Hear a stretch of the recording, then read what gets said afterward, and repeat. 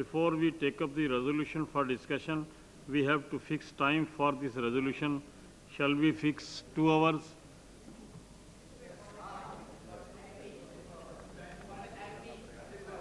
Agreed.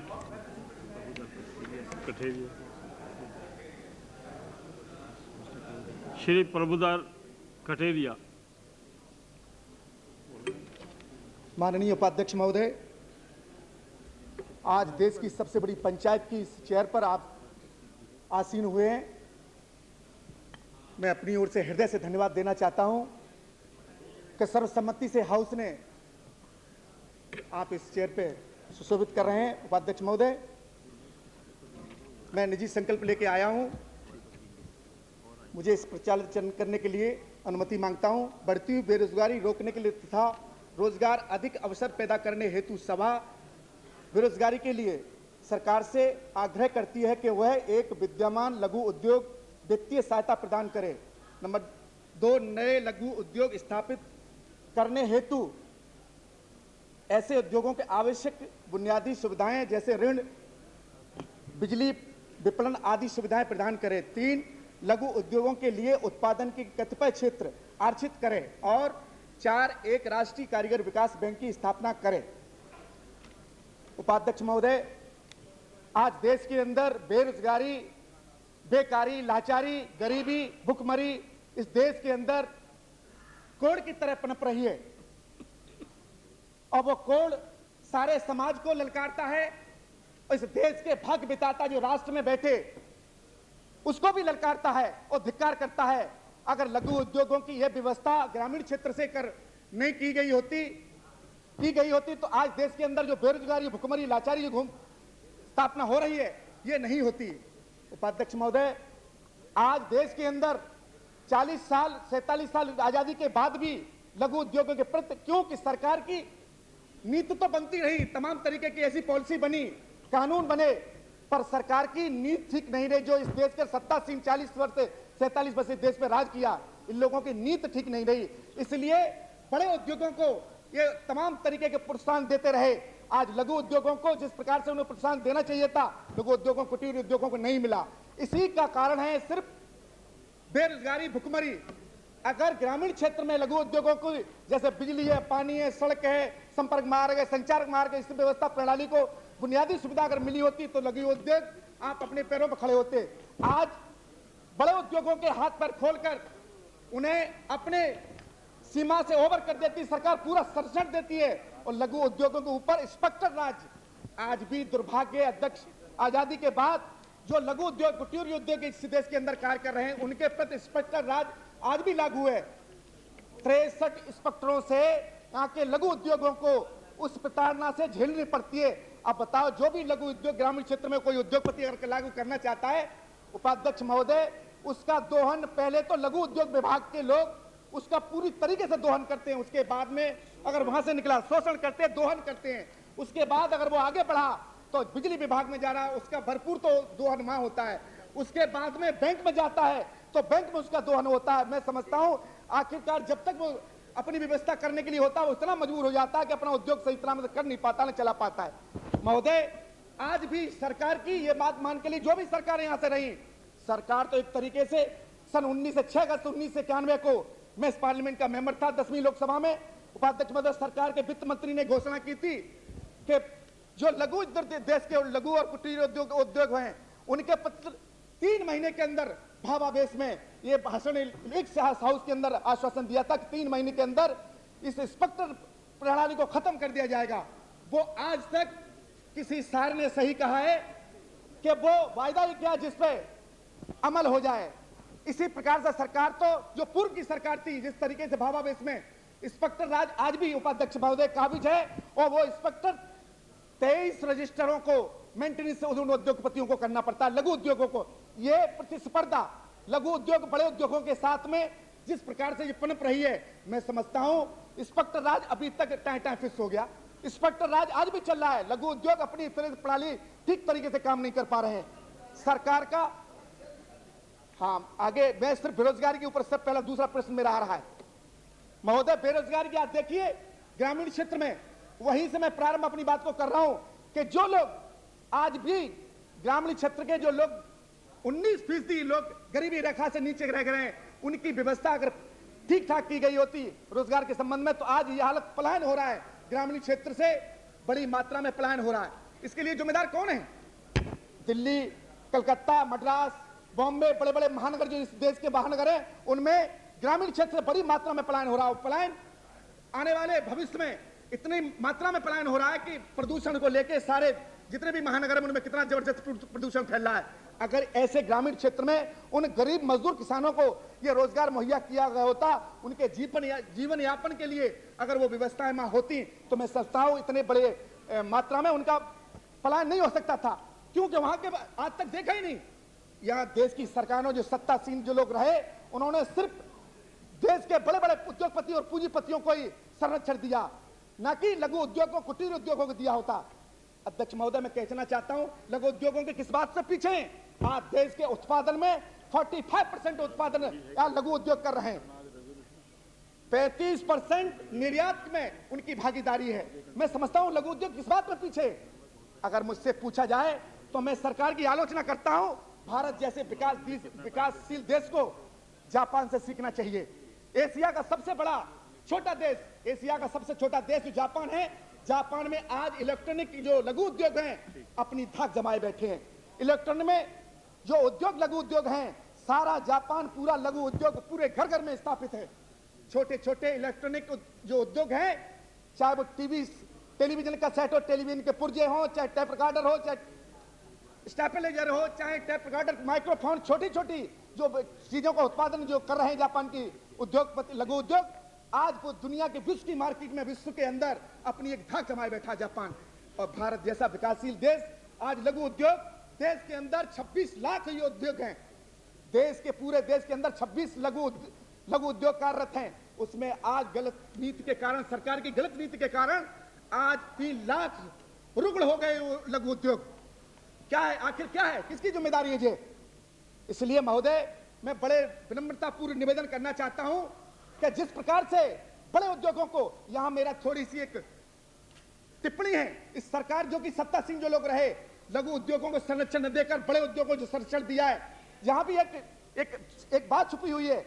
क्योंकि जो बड़े उद्योगपति थे, हमारे श्रद्धेय अटल बिहारी वाजपेयी ने लोकसभा के अंदर एक बार कहा था कि जब तक ये काले धन से इलेक्शन लड़े जाते रहेंगे, तब तक ये प्रणाली सुदृढ़ और सुदृढ़ नहीं हो सकती। क्यों? कि भ्रष्टाचार छुपा हुआ है। इस तमाम देश के बड़े बड़े उद्योगपति काले धन से इलेक्शन मेंबर पार्लियामेंट को लड़ाते हैं। जिन सरकारों को 50-50 2-2 लाख रुपए करोड़ जो देते हैं, उनसे मनमाने जो उद्योगपति कार्य करवाते हैं। यही सिर्फ एक फर्क रहा। और जब तक काले धन से चुनाव लड़ा जाएगा, तब तक मैं समझता हूं कि भ्रष्टाचार मेन मुद्दा है। और भ्रष्टाचार के कारण ही इन सरकारों की मानसिकता ऐसी रहेगी, बड़े बड़े उद्योगपतियों को, बड़े बड़े उद्योगों को संरक्षण मिलना, छोटे उद्योगों को संरक्षण नहीं मिलना। जापान की यही स्थिति है। अध्यक्ष महोदय, मैं अमेरिका की बात कर रहे हैं, सरकार बड़ी तकनीकी की ओर बात करती है कि भारत हमारा तकनीकी ओर बढ़ रहा है। मेरे मित्र कम्युनिस्ट के लोग हैं नहीं यहाँ, मैं कहना चाहता, सीपीएम के सीपीआई के लोगों से कहना चाहता हूं, पश्चिम बंगाल में उपाध्यक्ष महोदय बड़ी जोर से वकालत करते हैं मेरे मित्र दलितों और अल्पसंख्यक के लोगों की। मैं पूछना चाहता हूं, कलकत्ता की हालत देखिए, कलकत्ता पश्चिम बंगाल में हालत देखिए। आज भी दलित वर्ग के लोग और वो अल्पसंख्यक के जो 30% लोग, आज प्रदेश के जो पर्यटक लोग आते हैं इस हिंदुस्तान के अंदर, कलकत्ता जैसे महानगर में जब प्रवेश करते हैं, तो आज भी आप देखिए वो 30% लोग, 20% लोग, ये सीपीएम कम्युनिस्ट के लोग अपने 20% से कल उसमें कलकत्ते में उनकी सरकार है, उनके लिए क्या किया? आज घोड़े की तरह वो उपाध्यक्ष महोदय वो रिक्शा ढोते हैं नंगे पैर। हम कहते हैं तकनीकी की ओर बढ़ रहे हैं। कैसी विडंबना है उपाध्यक्ष महोदय। गरीबी, बेकारी, भुखमरी, लाचारी किसके प्रति है ये? कलकत्ता के अंदर आप जाइए, जो विदेशी लोग आते हैं वो कहते हैं भारत बड़ी तरक्की कर रहा है, तकनीकी ओर बढ़ रहा है। और आज वो अपने घोड़ा बन के और मनुष्य को छाती पे बैठा के नंगे पैर दौड़ के वो जाते हैं। ये कम्युनिस्टों को जरा सोचना चाहिए, बड़ी वकालत करते हैं दलितों की और अल्पसंख्यक बंधुओं की। मित्रों, अगर किसी प्रकार से इन्हें ठीक ठाक कार्य किया होता तो बंगाल की ये पोजीशन नहीं होती। इसलिए महोदय, जो लघु उद्योग हैं उनके लिए आज हमारे जैसे फिरोजाबाद से मैं चुन के आता हूं अध्यक्ष महोदय, वो इंडस्ट्रियल एरिया पूरा हमारा जो निर्वाचन क्षेत्र फिरोजाबाद है, आज 400 लघु उद्योग, सारे देश को नहीं, हम पर विदेश को भी माल एक्सपोर्ट करते हैं, निर्यात करते हैं, अपना पूंजी अर्जित करते हैं, विदेशी पूंजी। फिरोजाबाद के अंदर आप देख लिए एक व्यवस्था बनी है, फिरोजाबाद में उपाध्यक्ष महोदय, अभी हाल में सरकार में 1993 में एक पॉल्यूशन के संबंध में, ताज ट्रिपेजियम के संबंध में करीब 300 यूनिट बंद कर दी थी सुप्रीम कोर्ट के आदेश से। हमने उसको भी माना। हमने हाउस में, हाउस से बाहर हमारे श्रद्धेय अटल बिहारी वाजपेयी ने, मोहन रावत जी ने सहयोग करने के बाद में जब काफी इसके लोग हंगामा किया, उसके बाद में सरकार ने एक्सेप्ट किया और गैस देने के लिए तैयार हो गई। आज भी हमारे साथ वही है जो 400 यूनिट फिरोजाबाद के अंदर काम कर रहे हैं। ग्लासेस का, चूड़ी का काम होता है उपाध्यक्ष महोदय, सारे देश में नहीं पूरे विदेशों में भी हम इस माल को निर्यात करते हैं। आज उन उद्योगों के रुग्ण होते चले जा रहे हैं, उनके लिए व्यवस्था न तो पानी की व्यवस्था है, न बिजली की व्यवस्था है। श्रमिक लोग जो है उपाध्यक्ष महोदय, बड़ा इंपॉर्टेंट प्रश्न है मेरा कि जो हमारे डेली बेसिस कर्मचारी हमारे कार्य जो उसमें कार्य करते हैं, उनकी आज हालत क्या है। जो प्रोविडेंट फंड मिलता है उनको, गरीबों को, वो प्रोविडेंट फंड दफ्तर में जमा हो जाता है और जमा होने के बाद वो जो श्रमिक इसका हकदार है उसको नहीं मिल पाता, उस गरीब को, श्रमिक को वो पैसा नहीं मिल पाता है। इसलिए ये भी मेरी एक प्रार्थना है, इस पॉइंट को नोट किया जाए। दूसरा यह कि प्राकृतिक गैस देने के लिए भारत सरकार ने वायदा किया था 96 तक प्राकृतिक गैस दे देंगे। आज हमारे साथ इतना बड़ा सौतेला व्यवहार हो रहा है फिरोजाबाद के अंदर, जो कि हम इसने या नहीं, देश विदेशों में भी इस फिरोजाबाद नगरी सुहाग नगरी के नाम से जानी जाती है। आज गैस देने की वायदा किया है, तो अन्य प्रांतों में, अन्य जिलों में जो गैस दी जा रही है वो मात्र दी जा रही है 3500 रुपए प्रति घन मीटर टन। 3500 रुपए दिया, और हमारे लिए अब रजिस्ट्रेशन किए जा रहे हैं उपाध्यक्ष महोदय 5100 रुपए। ये आखिर दोगली नीति क्यों, ये दोगली व्यवस्था कैसे, इसके लिए कौन जिम्मेदार है। फिरोजाबाद के अंदर सौतेला व्यवहार ये क्यों, जबकि हम ये चूड़ी के नाम से सुहाग नगरी जानी जाती है उपाध्यक्ष महोदय, हमको दी जा रही है 51% पे 5100 रुपए में, वहां दी जा रही है सिर्फ 3500 रुपए में। इतना फर्क क्यों, यह भी हमारा पॉइंट नोट किया जा सर। उपाध्यक्ष महोदय, आज गरीबी रेखा की जो बात मैं पीछे लेके फिर जा रहा हूं, आखिर कैसा दुर्भाग्य कि वही लोग इस देश के ऊपर कान, जो इस देश के भाग्य विधाता रहे, आज 19% लोग ऐसे हैं जो कि सब्जी मंडी से फेंकी जाती है, उसको लाकर अपने बच्चों का यापन करते हैं, जीवन यापन के लिए सब्जी बनाकर खाते हैं। 19% लोग इस हिंदुस्तान के अंदर है, और कैसा दुर्भाग्य भारी आजादी। मैं तो मित्रों से ये विडंबना, मुझे बड़े दुख और विडंबना के साथ कहना चाहता हूं, पार्लियामेंट के अंदर ये सामाजिक समरसता की बात करते हैं। सामाजिक समरसता में यह बात मान के चलिए कि सत्तासीन लोगों ने, ये सरकार की गलत नीति के कारण जो आज ये व्यवस्था बनी हुई है, 19% के अलावा भी आप देख लीजिए क्या इस देश की आज 20% लोग ऐसे बिगर पेट खाना खाए छत के नीचे, और आज कुछ लोग यहाँ के 30-35% इस भारत के अंदर ऐसे हैं जिनके बाथरूम ऐसे हैं, और एक वक्त वो है उन लोगों का जिनके पास सर छुपाने के लिए एक झोपड़ी नहीं है। और ऐसे भी लोग हैं इस हिंदुस्तान के अंदर जिनके बाथरूम में 20-20 करोड़ रुपया, 10-10 करोड़ रुपया जिनके लगा हुआ है, एक वो भी ऐसे इस हिंदुस्तान में जन्म लिया। वो अपनी आजादी को क्या कहें कि वो आजादी है, किस प्रकार की वो आजादी है, किस आजादी को ओढ़े के बिछाएं, क्या करा जाए इस आजादी को। उनके साथ जो सौतेला व्यवहार होता रहा है, मैं समझता हूं उपाध्यक्ष महोदय यह भी बड़ी निंदनीय कार्य है। मैं समझता हूं सरकार को यह करना चाहिए कि जब तक क्षेत्र में, ग्रामीण क्षेत्र में छोटे छोटे लघु उद्योग, कुटीर उद्योग, ग्रामीण उद्योग अगर ये नहीं पनपेंगे तो ये बेरोजगारी, बेकारी, लाचारी, भुखमरी ये कम नहीं हो सकती। इसलिए जो व्यवस्थाएं ग्रामीण छोटे उद्योगों के लिए दी जाए वो देना अति आवश्यक है। सरकार से भी मैं सिफारिश करता हूं आपके माध्यम से उपाध्यक्ष महोदय, इस वक्त बेरोजगारी की सीमा आज 5 करोड़ बेरोजगार लोग इस देश के अंदर घूम रहे हैं। 5 करोड़ लोग बेरोजगार है, उनकी उसमें 4500 लोग ऐसे हैं कि जिन लोगों का अंकित नाम अपने एम्प्लॉयमेंट दफ्तर में है। ये जो हम आंकड़े दे रहे हैं आपको, ये ऐसे आंकड़े हैं कि जिनका एम्प्लॉयमेंट दफ्तर में नाम दर्ज है, और ऐसे तो लोग बहुत हैं जिनका कोई नाम कहीं दर्ज नहीं। इतनी बेरोजगारी इस देश के अंदर फैली हुई है। इसलिए महोदय मैं सिर्फ इतनी प्रार्थना करना चाहता हूं, जो मैं अपने प्रश्न रखता हूं इनको मेरे इस निजी संकल्प के लिए। हाँ महोदय, मैं एक रखना चाहता हूं, मैं सरकार से निम्नलिखित बिंदुओं पर मांग करना चाहता हूं कि एक लघु उद्योग प्राकृतिक गैस 5100 रुपए घटाकर 3500 रुपए की जाए अध्यक्ष महोदय। दूसरा उपाध्यक्ष महोदय, मैं सरकार से यह मांग करता हूं कि लघु उद्योगों की पूंजी लागत जो कि न्यूनतम 75 लाख रुपए है, इसको 3 करोड़ की जाए। मैं सरकार से यह भी मांग करता हूं कि लघु उद्योगों की कार्यरत अधिकांश श्रमिक दैनिक वेतन पर भी कार्यरत जो लोग हैं, दूसरे दिन भी जो कार्य करते हैं, उनकी व्यवस्था जो प्राइवेट फंड करता है डायरेक्ट श्रमिकों को दिया जाए, ना कि जो दफ्तर में जमा हो जाता है उन श्रमिकों को कभी भी उपाध्यक्ष नहीं मिल पाता है। उपाध्यक्ष महोदय, मेरा चौथा पॉइंट है, अवगत कराना चाहता हूं कि सन 1981 में लघु उद्योगों के उत्पादन के करने के लिए करीब 65 इंस्पेक्टरों से गुजरना पड़ता था। वो मैं पहले पॉइंट दोहरा चुका हूं, आपको अध्यक्ष महोदय अब दोबारा नहीं कहना चाहता हूं।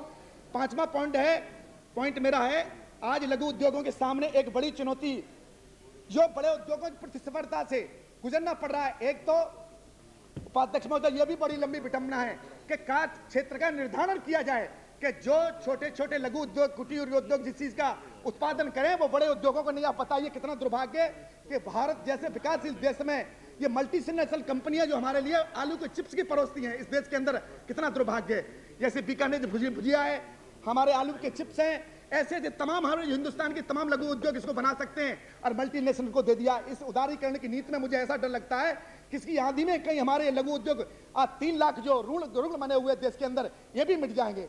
उपाध्यक्ष महोदय, इस प्रतिस्पर्धा में किसी प्रकार से कार्य क्षेत्र का निर्धारण किया जाए और पार्लियामेंट के अंदर ऐसा सशक्त कानून बनाया जाए जो कि लघु उद्योग चीज का उत्पादन करें, उसे बड़ी मल्टीनेशनल कंपनियां न करें। तो मैं समझता हूं न कितनी भी नियत और वो बनी कानून बनेंगे, अगर सरकार की नियत ठीक नहीं तो वही जैसे आज देखो क्या हो रहा है उपाध्यक्ष महोदय, वही हो रहा है जो बड़ी मगरमच्छ छोटी मछली को जिस तरीके से निकल रहा है। आज बड़ी मल्टीनेशनल कंपनी हिंदुस्तान की चलती आ रही है, उनका प्रवेश।